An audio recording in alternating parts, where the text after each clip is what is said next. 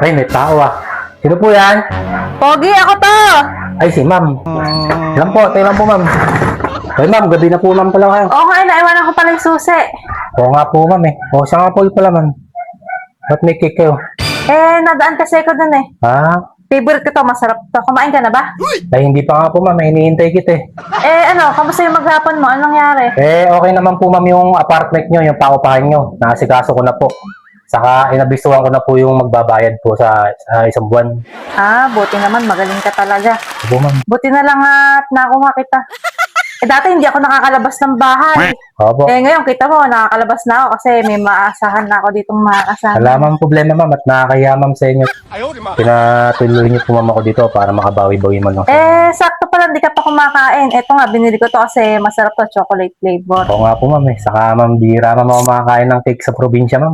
Oo, masarap yung cake. Lalo na hiwa ko. Ay, yung hiwa niyo ma'am, mas masarap ma'am yan. Gusto mo bang tikman yung hiwa ng cake ko? Ay, opo ma'am. Masarap to, may flavor, chocolate. Sige po ma'am, gusto ko po ang hiwa ng cake nyo. Hiwain ko na yung cake? Opo, namatikman na po yung hiwa ng cake nyo. Sige.